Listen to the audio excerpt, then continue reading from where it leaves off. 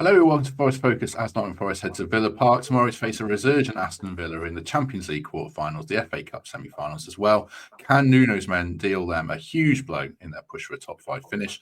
Joining me to give us the Villa point of view, as ever, is Steve Farmer. Steve, how are you doing, mate? I'm good, thanks, Matt. Yeah, good. Off the, I'm a happier man for the result last night, to be honest. But yeah, all good, all good. Yeah, Villa are on the march. They beat Brighton 3-0 last night. I think I said to you beforehand it was a must-not-lose game. It turned into a win. I mean, Villa are on absolute fire at the moment. I was looking earlier, 1-6 in a row, clean sheets in all the last four, 3-0 wins in a row. What's going on? I'm feeling pretty worried now. How good have they been?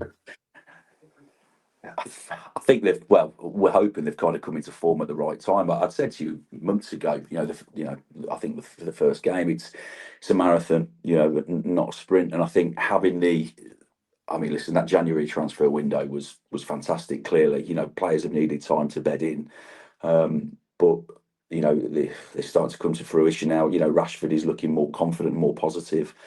Asensio the same. But I think actually defensively we look better. We've got that solid foundation, whereas previously we were conceding goals for fun.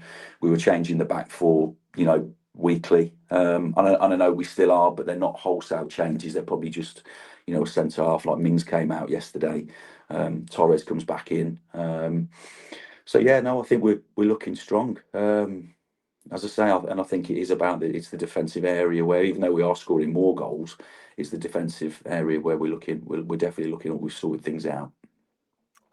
Steve's got one of those things where a thumb up appears on his screen, and I don't know why. No, we're both middle-aged and don't know how to get rid of it. So if you're watching it on YouTube, then sorry about that. But I don't think it detracts from anything at all. Villa's last defeat, I think, was Crystal Palace away. And you were telling me before, and that was an eventful game for you.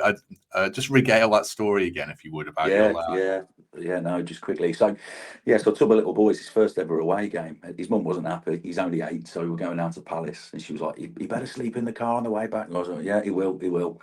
Anyway, we got there, and this guy came over and just said, "Excuse me, how old's your son?" I was like, "He's 8. Why?" And he was like, "Does he want to come on the pitch at half time and take a penalty?" I was like, "Absolutely." He does, yeah, for sure. But they usually do it in front of the away fans and the home fans, so he can celebrate, or they can celebrate in front of the away fans. But as it was, we got on the pitch, and Robin Olsen, the goalie, refused to move out because nobody knew that he was actually coming on at half time. So naturally, he wants to warm up. So the guy's kicking off on the microphone, getting everybody to boo Robin Olsen, etc. But then he's actually said, "Right, everybody needs to go at the top of the pitch now. We're going to do it at the other end in front of the home fans." So I've had to sprint right the way up the side of the pitch, ran past TNT while they're live. I've literally ran straight past the camera, thinking if I don't video this, his mum's going to kill me. So literally, he scored his goal. He got booed by about 8,000 Palace fans behind the goal because he had a Villa tracksuit on, and then decides to do a flying Klinsmann in the middle of the pitch. And I'm stood there thinking, his kid's got some confidence. He was, and then as we say, basically, then they left us, and I was like, "Guys, I need to get back down the other end. I need to get to the way end." Like the game was now going on; it was live. We were stood behind the goal. And they've took Lenny all the way back round the side of the pitch with me, and literally he's giving it all that to the Palace fans on the way round because they're still booing him. I'm like thinking, like this kid's like the pantomime villain. I got back to my seat and I was just thinking, like, has this just happened? Like, it's the most bonkers, bizarre 10-minute like chaos. But yeah, no, and then it was all over social media the next day. As a story, it went quite big actually. But I dropped an email to Villa and just said, like, let Robin Olsen know, like, he hasn't ruined anybody's day, certainly not Lenny's. Never got a response, mind, but yeah, it was and then we got smashed at the end of it anyway, didn't we? So I'd left probably about 5 minutes before to get him home earlier. And that was the last poor performance we've had actually. Since then, like you say, we've kind of turned it around a bit. Lenny sparked them into life, clearly. Lenny sparked him. He did. Good lad. He'll dine out on that forever. Yeah, that's that brilliant, crazy story. What about this game then? How are you feeling about it in terms of? I mean, are Villa looking gassed, or are they a bit like us, where you're winning games? It doesn't really matter how many games you're playing, and players have still got energy. I think the break's done us good. Obviously, not everybody's had a break because some have been on international duty. Some of the squad went to Dubai. So, I think it was a case of trying to get some of the injured players fitter, i.e., Anana, for example. And I think now, we're looking fresh. However, we've got a stronger squad. However, we are also coming into a very busy period. We've got Paris Saint-Germain coming up, which, home and away, which is going to be absolutely huge and going to be very, very tough for us. We've obviously got yourselves. It's pretty much Saturday, Tuesday, or Wednesday, Saturday, Tuesday, Saturday, Tuesday. I think there's 1 week, I think, where the FA Cup falls that we haven't got a game midweek. We've only got Ross Barkley, who isn't fit at the moment. So actually, again, we're coming into it with pretty much a full squad, a lot of games. But I think if we can remain in a good run of form, then we've got every opportunity to. Saturday is going to be so difficult. I always get the EBGBs when we play you, if I'm honest. And I love the way that you play. I've said previously, but I don't think there's a better time for us to be playing you. I know you guys are doing fantastic, but I think focusing on us, I think we're in a much, much better place. And it's going to be a hell of a game, by the way. It really, really will. If you said to me, put a prediction on it, honestly, I wouldn't like to. I really wouldn't. And I'd like to take a draw. I don't think we could.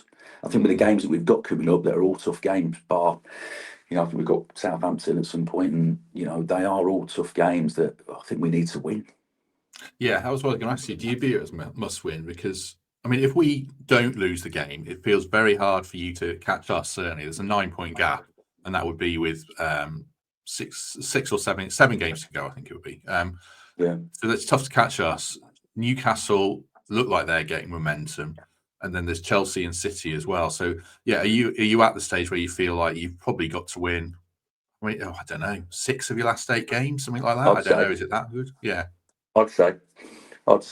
I mean, yeah, I think we're in a position where there's certain games, i.e., Palace, and probably a couple more that actually we haven't done ourselves any favours, and have probably made it difficult for us ourselves. And the pressure is on us now. However, as I say, get that bit of momentum. We've got players coming into form, i.e., Rashford, Asensio's clearly in form.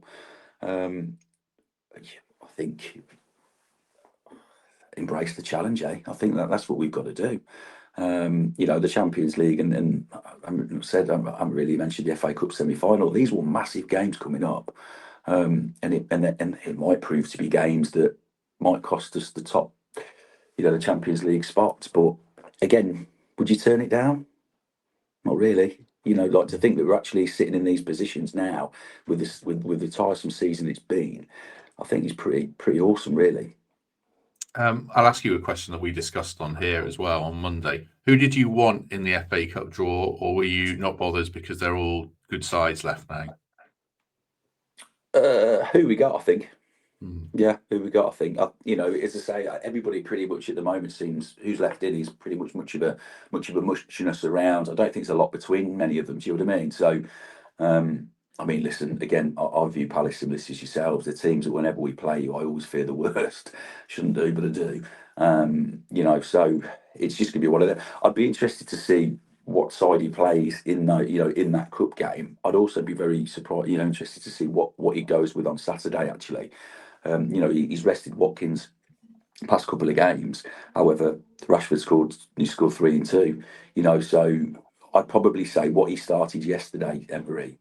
I'd probably say that he'd view as his best side. I would say. Let's see whether he feels that he's got to go with that. I mean, bar probably Asensio maybe start, but even he, like, where do you drop him into that midfield? We're blessed with midfield players. Some fantastic midfield players. So I'll be interested to see what side he actually goes with on Saturday, if I'm honest. I'll ask Steve for his full predicted 11 in just 1 minute, but just a reminder that you can watch the game. It is on TV, so you can watch it at the Trent Navigation in full. 5:30 kickoff. Big screens outdoors, screens indoors, and you can get your dinner there as well. Make a day of it. I think the sun's going to be out, so it should be a good game to enjoy on the big screen. It'll be packed out, I'm sure, as normal, so a good atmosphere as well. What would your full predicted 11 be then, Steve? I'll ask you about a few names around that. Possibly what started yesterday, I would say. So obviously, Martin. So Martinez in goal, Cash, Konza, Torres, It might be that maybe Mings might come in for Torres because he hasn't played for quite a while. See how he reacted to to yesterday's game. Obviously, Digne, as we've said before many times, he's very steady. And then the midfield, I'd be saying again, probably Ramsey, Kamara. Kamara was class last night. He literally is a Rolls Royce. I know we use the term a lot, but he is like the most, for me, complete footballer that we have. In possession of the ball and even out of possession, he reads the game so well. Tielemans, and then we've got who else did we have last night? Blimey, I've got it in front of me. And then going obviously, Rashford up front. Sorry, and Rodgers. He's moved Rodgers out slightly wider. So I'd probably say that team. There might be, as I say, maybe an Asensio comes in, and Mings comes in. I don't see there being much deviation, and I don't think you can leave Rashford out in the form that he's on. We've had to get him into play games. We've had to get him in to get him fit. I think it'd be a strange one if he didn't start on Saturday. But that being said, also, you've got two England internationals vying for the same spot, which is wonderful to say. With Watkins and Rashford, that is something that we've never ever been blessed with at Villa Park ever. I think Kamara's great, by the way. I've cited Kamara before as the player, not the player as in Kamara, but that kind of player is like the missing piece of our jigsaw. Although Ryan Yates is doing really well, and Dominguez as well. Yeah. Let me ask you about Rashford then. When the England squad was announced, a lot of Forest fans thought Hudson-Odoi should have been in ahead of him because Rashford had hardly played. Was Rashford firstly playing that well to get in the squad, and secondly, has him been in the squad made him kick on another gear? Personally, I don't think he'd done enough to get in it, if I'm honest. And I think Hudson-Odoi was, it was a bit of a harsh one, really. Listen, he's been more consistent. He played more football. Blah blah blah. He shouldn't. He certainly, in my view, shouldn't have started for England. Rashford, as I say, lucky that he's in the squad. However, and possibly wouldn't have been in. I don't know how he would have viewed Watkins. I mean, potentially Watkins was left out because of a niggling injury or something. But however, that being said, he was in it. He did okay. But actually, has that now been the trigger for him to kick on for the rest of the season and hopefully shoot us into the FA Cup final, Champions League semi-final, and the top five? I don't know. I think he's probably been a fortunate move from Tuchel for Villa, if that makes sense. Certainly for Rashford, and he's kind of reignited his season and his career. I don't think we've really got too carried away with all what happened at United and what was his attitude like. I don't think we're that fussed. Certainly as supporters, I think I said to my little boys, both of them the other week, I said I can't believe actually we're sitting here watching him play for Villa. Irrespective of how well he did, I think a player of that. Of that ilk is probably a testament to how far we've come, but at the same time, probably where he'd maybe dropped to a degree. Do you know what I mean? So, and if we help him and he goes in the summer, he goes in the summer. I don't know. I think there'll be a little bit of movement anyway with Villa and maybe forwards, but I'd happily keep him for sure. I guess you'd want Asensio as well, wouldn't you? I don't know what the finances around all this stuff is. There's no options or anything, but I mean, I assume you'd love to have even Asensio more than Rashford from what he's done, I guess, or not? Maybe. Yeah, maybe. I was talking to a guy the other day, actually, who a Spanish guy, Real Madrid fan, and he said he usually called him Marco. He said, "What do you think to Marco?" And I said, "Marco's been fantastic. Yeah, brilliant." And he said, I can't believe that you've, with all due respect, that you've ended up with him." He was like, he is world class. Probably didn't know enough about him, pre when he came. But I watched him. I put a bit of a player cam on him the other week. Watched him for about 10 minutes. Just watched him for 10 minutes, and he's constantly on the move. His feet are frightening. And again, probably he hasn't been probably as fit as what he would be if he'd been playing games. So he really is an exciting talent, and I think the Premier League is a better place. Certainly, Villa Park's a better place for having him, but I think the Premier League is a better place for having him as well. He's just, he's a little bit Messi-esque, dare I say. Probably not to that level, but the way that he plays, he's just constantly, just wants the ball all the time. No, he looks quality, to be fair. What's going on with Watkins then? Obviously, he saw off Duran in a sense because he went for the money, and all that kind of stuff. But is he suffered mostly with injuries? It's not a form issue with Watkins then. well, I think probably say form. It's a tough one because he does have a lot of chances, and there's chances that he doesn't take. However, you can't at the same time you can't question him because he does score goals. He's never going to be the top. I don't think pushing top striker in the Premier League or what have you. And I would say sometimes it's about his general other part of his play where ball into feet, in terms of looking after it, protecting it, giving us a bit of respite, that type of thing. He'll always work hard for you. I've just got probably a bit controversial here, but I've got an inkling that he'll move on. I really do, and I think that's why we probably need to look. Probably are looking for alternatives. Might be a bit of a controversial view for Villa fans, but I've just got this thing that it's something feels a little bit different. Duran gave him that bit of competition. Duran moved on, as I say, and then Rashford comes in and I mean, whether Rashford is a better player than Watkins, they can both play out wide if needs be. They can both play down the middle. I don't know. I'd say jury's out on that one, but yeah, there are opportunities and chances that Watkins doesn't take.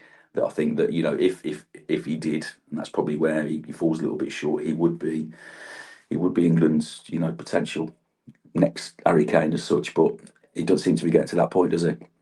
No, I was just having a quick look while you were talking there. He's got 13 goals, 6 assists in 30 games. So he's having a good season, but equally he's 30 in December. And you kind of think if we're Yeah. going to sell, then it's probably got to be this summer, or his value probably plummets, doesn't it? So I can see what you're saying, to be fair. Yeah. I mean, I think there was a little rumblings around Arsenal and teams like that, weren't there? But I think we're always on the lookout for, I've seen different players abroad, in Europe that are being linked potentially, and players that were meant to be going and watching and things like that. So I don't know. I don't know whether however, he's done incredibly well for us over a period of time.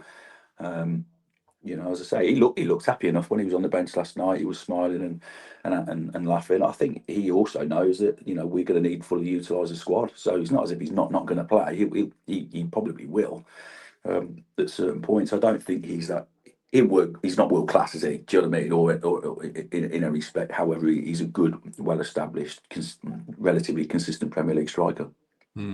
Let me ask you one more side question before I ask you about Forest. Obviously, we're looking to get in the Champions League. Our fans are getting very excited with the money side of it. When Villa got in the Champions League, what were you expecting squad-wise? And were you happy with what they did, or did they not use the cash wisely, just out of curiosity? Not at the start of the season. I think we had the summer transfer window wasn't great, if I'm honest. I'd said that to you before. However, our January transfer window was probably, I would say, I'd go on record and say it's probably been the best out of the lot, in terms of most of the Premier League, if not all of the Premier League clubs, really, looking at the players coming into form now.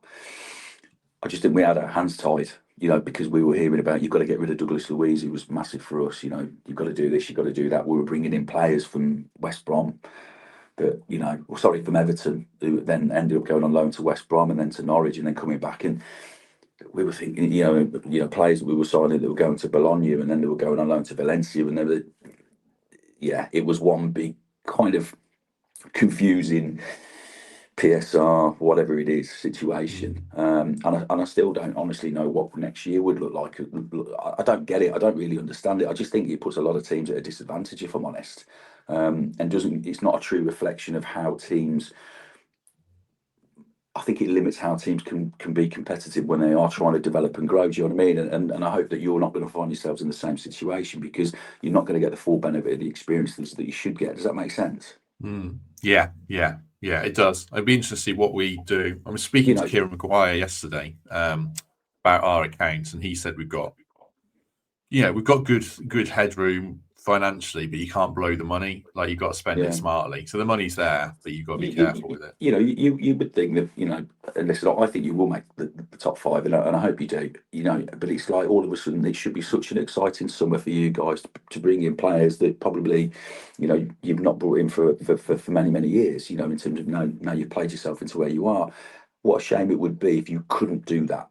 Do you know what I mean? And it's almost a bit of an anticlimax through the summer, and that's where we kind of were, really. Now, obviously, things have changed, and we're coming into January, and things have changed much, for the much better. But have we got to lose them players again in August? Just to balance again, and that's not what we deserve, really, as a football club, let alone supporters. So what happens with Rashford and Asensio and players like that, I think, are going to be dictated by other people, I would say. Yeah, I mean, he did actually. He did say he thought Villa would be in breach of the rules next summer. So he's pissing your ships a bit. Unless you sell, well, if you sell Watkins, you're probably not, or if you sell Kamara. But you can't strengthen your squad when you've got, what's the guy's name? The owner, the Egyptian, who's really, really It's rich. two, yeah, we've got an American and Egyptian, and clearly they heavily invest in the club. Of course they do, and their heart is massively in it. But at the end of the day, it just seems to be it's like it's a constant juggle of where and I don't think we ever know the full story, if I'm honest, do we? No, I don't think But so. we're very lucky. I mean, we've got, again, the guy I was talking to, the Spanish chap the other day. He straight away he said Monchi. Obviously Monchi is our kind of head of recruitment / sporting whatever. And as I say, we questioned some of the signings that he made earlier in the season. However, now he's like top dog. He's made some excellent signings and choices for us. So, but I think all we can ever do is put faith in our manager, because our manager was taking us to places that we probably never ever thought under Gerrard we were going to go and go so quickly. Who'd have thought that we're going to be at the Parc des Princes, next week, in the quarterfinals of the Champions League? I mean, I know a fair bit about. Well, I like to think I know a fair bit about football due to my background in football. But there's times I've questioned him that actually, in the end, he's come good. And I think this guy knows exactly what he's doing. We just have to trust him. Yeah. Steve plays semi-professional and managed semi-professional as well. People who don't know, around Nuneaton and Bedworth area in Warwickshire. So yeah, he knows what he's talking about, despite what people might be thinking now. Last question then, just about us. We packed the midfield against Brighton and played very well. We know wingers and won. We played Ilanga on Tuesday and won. Hudson-Odoi was out. He'll be back for this one. What would you worry about when you see the team sheets on Saturday? When you look at our team, or wouldn't anything worry you when you see our team? Yeah, your pace. I think your pace and power. Go back to the game where we played at the City Ground. As I say, it was. It was kind of. I suppose that kind of replicate how we lost that game was what worried me and concerns me about you. Even going into Saturday as well. I've said it before on here. We are very much better on the front foot, pressing high up the pitch. Playing through the lines, through the thirds. If you meet us with that, if if kind of meeting us at our own play us our own game, as such as I say, then we'll struggle. I think as long as we are. Did you say is Wood fit or not? Probably not. Probably be a 1 year. I'd be surprised if Wood plays, but Hudson-Odoi will be back anyway. I think that'll be massive for us if he doesn't. And I certainly think that's the one place where, in terms of that physical presence and power, I think at times we probably have struggled to deal with him, but also like-minded Mateta, for example, and players like that. So I think that would be a godsend for us. But I think I've got that much time and respect for you guys. The fact that the way that you play, what your game plan is, what your style of football is. That's everything that I think is fantastic. I saw the goal the other night was incredible. And that pretty much for me. Correct me if I'm wrong, but that pretty much typifies you. And it's why you're doing so well, and that's why I want you. Hopefully, again, how great would it be for the Premier League and English football if you were to go and kind of upset the apple cart again, similar to what we did last year. Fantastic. Yeah, definitely. And I'd love to see then how you would cope playing like that in Europe, certainly with the top, the top teams. Yeah, Adam Summerton, the TNT commentator who does like he looks at teams in the Champions League and how they got on, teams that don't have the ball.